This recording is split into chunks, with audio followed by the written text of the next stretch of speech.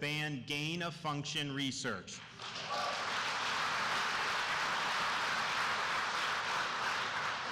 And of all those accomplishments, while I'm proud of all that, maybe the thing that we're most proud of in Florida is that we have taken a very strong stand for the idea that the purpose of our schools is to educate kids, not to indoctrinate kids.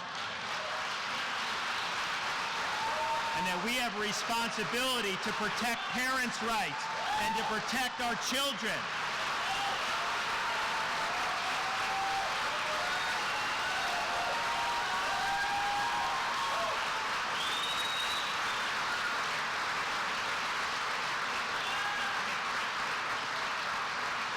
And it's fundamental for me, obviously as governor, I have to look to see education in our state because I know how important it is for the future of our state, but I also see these issues through the lens of a dad, of a 6, a 5, and a 3-year-old, and my wife and I oftentimes discuss the challenges that parents are facing.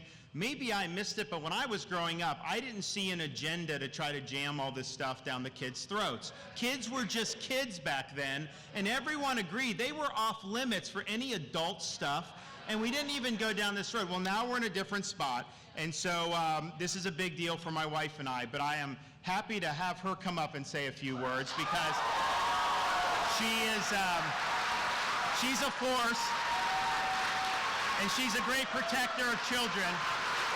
Thank you. My fellow mamas, I saw you standing up. Well, I'm happy to be here, and I'm happy to fight with the governor, and I'm also happy to fight on behalf of the mamas across the country. You know, and I'm also pretty happy to be here because I get to talk to somebody older than 4, which is an accomplishment for me. By the way, if you're wondering why my voice is a little bit hoarse, well, it's because I've been negotiating with a 3-year-old all day today as to why they cannot color with permanent marker on the dining room table, or in the bathroom, or on the state wallpaper in the governor's mansion. So that's kind of why but you know, our kids, 6, 5, and 3 are the light of our lives. I mean, they are the reason why we fight. They give us so much happiness, a little exhaustion now and again, but don't think for a second when the governor doesn't come home at the end of a long day, I don't hand them to him. Although what is really funny is when he comes in at 8 o'clock after a long day, he always wants to bring something, maybe from Casey's, from somewhere else, and it's usually a sweet treat, right?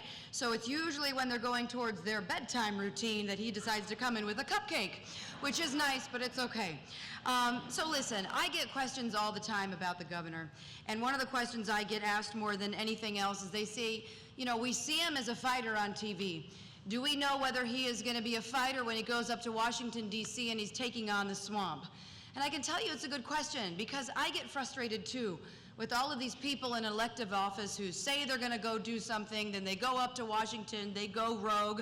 They don't hold true to what they told the people that they would do, and it's frustrating. But I can tell you, Ron DeSantis always stands up for what's right. He never backs down. He says what he's going to do, and he gets it done.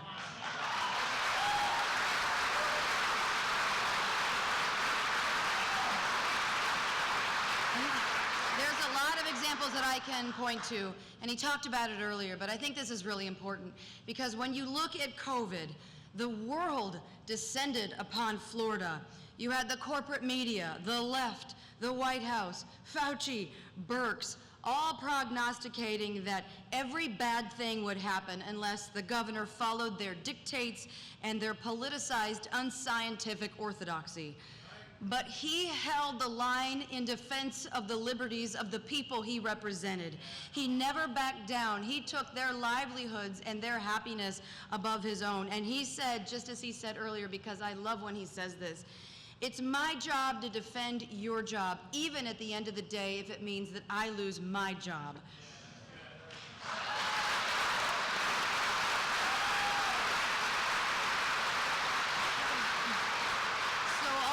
This was in the face of unrelenting attacks. I mean, you couldn't even turn on the TV for like 5 minutes, and they were always attacking Florida and the governor.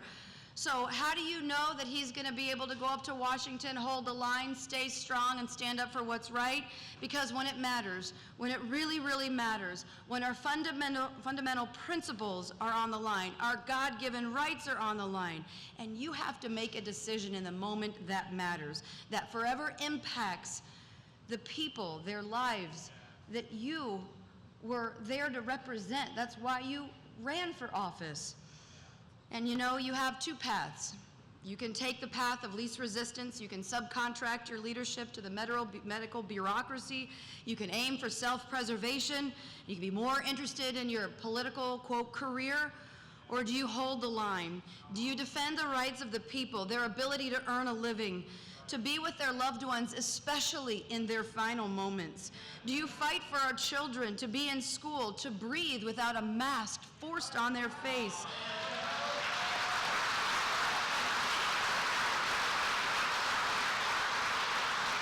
Now, do you ensure that people have the choice as to whether or not they want to take an mRNA vaccine, and certainly not make it contingent upon their job?